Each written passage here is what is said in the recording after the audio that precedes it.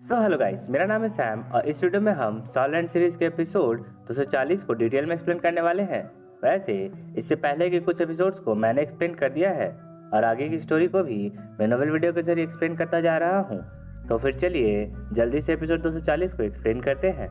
अब जैसे ही वीडियो शुरू होता है तो हमें टैंगसैन को दिखाया जाता है जिसे हाओ तियान सेक्ट के डिसाइपल्स चारों ओर से प्रोटेक्ट कर रहे थे। टैंग हाओ के ग्रेट सीमारू हैमर से पिटने के बाद गोल्डन क्रोकोडाइल मास्टर घायल हो जाते हैं।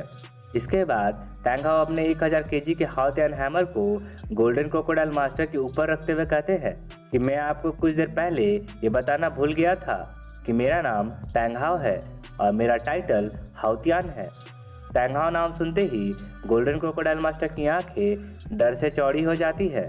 भले ही golden crocodile master elder hall से पिछले 50 वर्षों से बाहर नहीं निकले थे, पर 25 साल पहले की घटना उन्हें भली भांति याद थी जब टैंग हाओ ने 89 लेवल पर रह के 95 लेवल के क्यान जुनजी को हरा दिया था। और फिर जैसे ही टैंग हाओ आईएन की सैक्रिफाइस की वजह से एक ग्रैंड सोलैंड मास्टर बने, वैसे ही टैंग हाओ के एक स्ट्राइक से हर एक सॉल मास्टर या तो मारा गया या फिर अधमरा हो गया। क्यान जुनजी भी टैंग हाओ के ग्रेट सीमारू हैमर का स्ट्राइक झेल नहीं पाया था और बहुत ही घायल अवस्था में वापस मार्शल सोल एम्पायर लौटा था। इस घटना के कुछ दिनों बाद क्यान जुनजी मारा गया था। उस समय गोल्डन क्रोकोडाइल मास्टर को टैंग हाओ से बदला लेने की तड़प मची थी, पर जैसे ही टैंग हाओ ने उन्हें पीटने के बाद अपनी पहचान बताई तो गोल्डन क्रोकोडाइल मास्टर के होश ही उड़ गए। इसके बाद टैंग हाओ अपना हाओ तियान हैमर हटाते हुए कहते हैं कि मुझसे टक्कर लेना आपके बस की बात नहीं है, जाइए और क्यान दौलियों को लेकर आइए।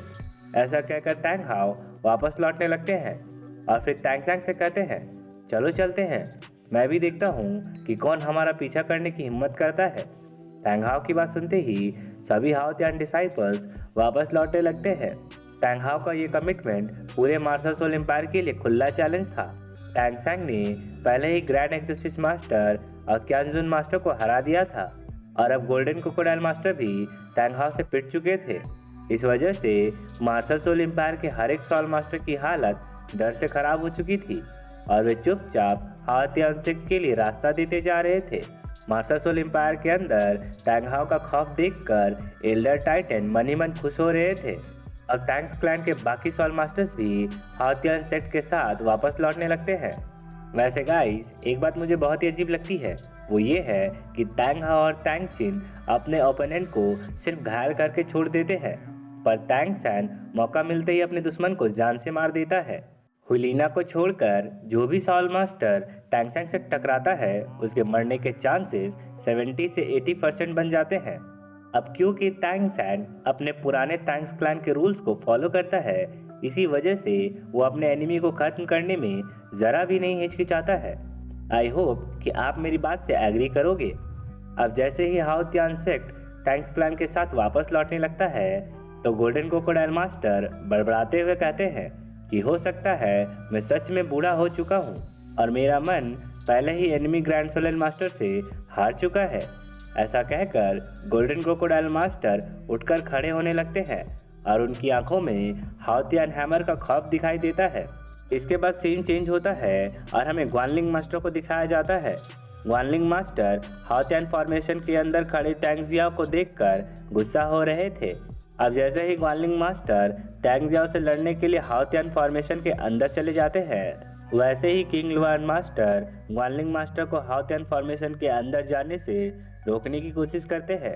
अब ग्वानलिंग मास्टर की जान खतरे में देखकर फायरलैंड मास्टर अपने 9 soul skill sky shattering roar attack को लॉन्च कर देते हैं। अटैक लॉन्च होते ही fireland master king Luan master के सोनिक बूम की मदद से फुल स्पीड में स्वॉर्ड मास्टर और बोन मास्टर की ओर बढ़ने लगते हैं। ये देखकर निंग फेंगजी अपने 7 ट्रेजर ग्लिच पगोड़ा को रिलीज कर देते हैं और स्वॉर्ड मास्टर और बोन मास्टर की पावर को बूस्ट कर देते हैं। निंग फेंगजी का बूस्ट इफेक्ट मिलते ही स्वॉर्ड मास्टर अपने 7 क्लच रॉड की फोर्सफुल अटैकिंग पावर और बोन मास्टर के बोन प्रोटेक्टिव केज का इस्तेमाल करते हैं। इसके बाद ये दोनों पावरफुल सॉल स्किल्स दो उल्का पिंड की तरह आपस में टकराते हैं और इससे एक तेज धमाका होता है। स्वॉर्ड मास्टर और बोन मास्टर को डिस्ट्रैक्ट करने के बाद फायरलैंड मास्टर और किंग लुआन मास्टर ग्वानलिंग मास्टर की मदद करने के लिए हाओ तियान फॉर्मेशन की ओर तेजी से बढ़ने लगते हैं।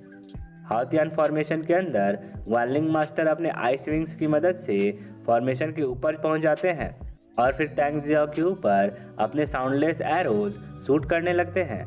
ग्वानलिंग मास्टर के एरोज को तैंग जियाओ बस एक ही रोटेशन में डिस्ट्रॉय कर देते हैं। ये देखकर ग्वानलिंग मास्टर अपने हाई एक्सप्लोसिव पेनिट्रेशन एरोज को शूट करने लगते हैं। ये देखते ही तैंग जियाओ एक स्विंग के साथ रैंडम एयर हैमरिंग की unique skill messy clock attack को लॉन्च कर देते हैं, जो कि ग्वानलिंग मास्टर के हाई एक्सप्लोसिव पेनिट्रेशन एरोज को डिस्ट्रॉय करके सीधा ग्वानलिंग मास्टर की ओर बढ़ने लगता है। अब अपने अटैक को फेल होते और हाउतियान हैमर को इतनी तेजी से अपनी ओर बढ़ता देखकर ग्वानलिंग मास्टर के होश ही उड़ जाते हैं और वे तुरंत खुद को बचाने के लिए एक आइस एरोज की शील्ड क्रिएट कर देते हैं, पर तैंग जियाओ का हैमर उसे भी तोड़ देता है। ठीक इसी वक्त फायरलैंड मास्टर और किंग ल्यूआन मास्टर वहां पहुंच जाते हैं और ग्वानलिंग मास्टर को बचा लेते हैं। इसके बाद वे दोनों अलग अलग होकर तैंग जियाओ पर अटैक कर देते हैं। तैंग जियाओ अपने हाउतियान हैमर को वापस खींचकर फायरलैंड मास्टर को ब्लॉक कर देते हैं और फिर किंग ल्यूआन मास्टर के स्ट्राइक को वे अपने फिस्ट अटैक से ब्लॉक कर देते हैं। ये देखकर किंग ल्यूआन मास्टर जल्दी से डूम्सडे विंड बॉल अटैक को लॉन्च कर देते हैं। ये देखते ही तैंग जियाओ अपने हाउतियान हैमर से उनके अटैक को ब्लॉक करने लगते हैं। तैंग जियाओ को बिजी देखकर फायरलैंड मास्टर तुरंत उन पर अटैक करने की कोशिश करते हैं, लेकिन तैंग जियाओ जल्दी से उनका अटैक को डॉज करके अपने हाउतियान हैमर का एक जोरदार स्ट्राइक उन पर कर देते हैं, जिससे फायरलैंड मास्टर हवा में उड़ जाते हैं। ये देखकर किंग ल्यूआन मास्टर और ग्वानलिंग मास्टर तैंग जियाओ पे एक साथ अटैक कर देते हैं, जिससे तैंग जियाओ बहुत ही तेजी से ब्लॉक कर देते हैं। इसके बाद तैंग जियाओ अपने next Saul skill broken character through words attack का इस्तेमाल करते हैं और फायरलैंड मास्टर और किंग ल्यूआन मास्टर को एक साथ पीटने लगते हैं। ये देखकर ग्वानलिंग मास्टर अपने साउंडलेस एरोज के एक्सप्लोसिव अटैक से तैंग जियाओ को डिस्टर्ब करने की कोशिश करते हैं, पर तैंग जियाओ बड़ी ही आसानी से उनके अटैक्स को ब्लॉक कर देते हैं और फिर से फायरलैंड मास्टर और किंग ल्यूआन मास्टर की कुटाई करने लगते हैं। अब जैसे ही तीनों फ्लेमेंस एक साथ तैंग जियाओ पर अटैक करने के लिए आगे बढ़ते हैं, वैसे ही तैंग जियाओ अपने किलिंग टैक्टिक्स अटैक को लॉन्च कर देते हैं, जिससे तीनों फ्लेमेंस के ऊपर स्पेस पोर्टल द्वारा हाउतियान हैमर से जमकर कुटाई होती है। इतनी कोशिश करने के बावजूद भी जब तीनों फ्लेमेंस तैंग जियाओ का कुछ नहीं बिगाड़ पाते हैं, तो फाइनली वे अपने मार्शल सोल अवतार को रिलीज कर देते हैं और तैंग जियाओ पे एक साथ टूट पड़ते हैं। ये देखकर तैंग जियाओ भी अपने मार्शल सोल अवतार को रिलीज कर देते हैं और तीनों फ्लेमेंस को पीटकर हाउतियान फॉर्मेशन से बाहर फेंक देते हैं। इसके बाद वे तीनों फ्लेमेंस लड़खड़ाते हुए ऊपर उठते हैं और तीनों के मुंह से बस एक ही बात निकलती है, ये हाउतियान फॉर्मेशन वास्तव में प्रशंसा के योग्य है। तीनों फ्लेमेंस के इतना कहते ही जियालिंग पास के एंट्री गेट में एक धमाका होता है और वहां से बहुत सारे इलाइट सॉल मास्टर्स अपनी जान बचाकर पीछे हटने लगते हैं। इसके बाद तैंग हाओ, तैंग सैन और बाकियों के साथ बाहर आ जाते हैं। तैंग सैन को सही सलामत देखकर सभी श्रेक्स तुरंत उसके पास जाते हैं और फिर शावू तैंग सैन से उसके जख्मों के बारे में पूछती है, जिसका जवाब देते हुए तैंग सैन कहता है कि अगर डैड यहाँ पर वक्त पे नहीं पहुँचते तो मुझे यह विश्वास नहीं था कि हर कोई सुरक्षित बाहर निकल पाता। तैंग सैन के इतना कहने के बाद वे सभी आगे बढ़ने लगते हैं और फिर पीछे से 4 एलिमेंट्स स्कूल के सॉल मास्टर्स भी हाउतियान सेक्ट के डिसाइपल्स के साथ वापस लौटने लगते हैं। आइस ब्रिज के बीच में निंग फैंगजी श्रॉड मास्टर और बोन मास्टर के साथ उन सभी का इंतजार कर रहे थे। ठीक इसी वक्त तैंग जियाओ भी उन्हें लेने के लिए ब्रिज के ऊपर आ जाते हैं। एल्डर हॉल के 6 फ्लेमेंस तैंग हाओ और तैंग जियाओ के खौफ के कारण इतने ज़्यादा डरे हुए थे कि वे बस चुपचाप इस नज़ारे को देख रहे थे। अब तैंग जियाओ का इशारा मिलते ही तैंग सैन अपना सीगॉट ट्राइडेंट ऊपर उठाता है और आसमान में सीगॉट लाइट प्रोजेक्ट करके पूरी तियानदाओ आर्मी को ऑर्डर देते हुए कहता है कि वे सभी इलाज के लिए वापस कैंप में लौटे। रिकवर होने के बाद वे वापस लड़ाई के लिए आएंगे। किंग लान हाओ का ऑर्डर मिलते ही बची कुची तियानदाओ आर्मी वापस लौटने लगती है। इतनी भीषण लड़ाई के अचानक रुक जाने से तियानदाओ आर्मी के सोल्जर्स समझ जाते हैं कि इस बार की लड़ाई में वे ना तो हारे हैं और ना ही उन्हें जीत मिली है, पर भी एक दूसरे का उत्साह बढ़ाने के लिए वे किंग लान हाओ लॉन्ग लिव और तियानदाओ एम्पायर मस्ट विन के नारे लगाने लगते हैं। इन नारों की आवाज़ सुनते ही पत्थरों में दबा शुये भी हड़बड़ाकर बाहर निकलता है। तियानदाव आर्मी को ऑर्डर देने के बाद वे सभी वापस लौटने लगते हैं। अब इसी बीच श्रेक डेविल्स कुछ पल के लिए ब्रिज के ऊपर रुक जाते हैं और फिर Oscar third flaming fire lion master को चिढ़ाने लगता है। ये देखकर फायर लायन मास्टर चिढ़ते हुए कहते हैं, सेकंड ब्रदर, क्या हम उन्हें ऐसे ही जाने देंगे?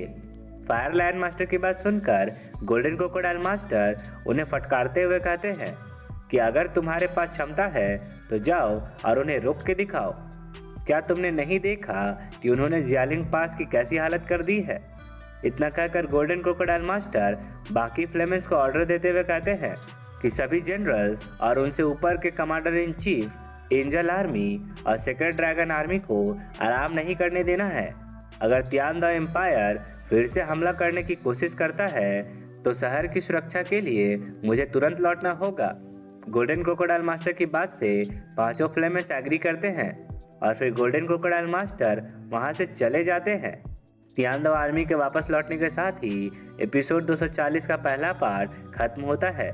सो गाइज, आई होप कि आपको ये वीडियो अच्छी लगी होगी और अगर आपको मेरा एक्सप्लेनेशन पसंद आया हो तो इस वीडियो को एक लाइक करना तो बनता है।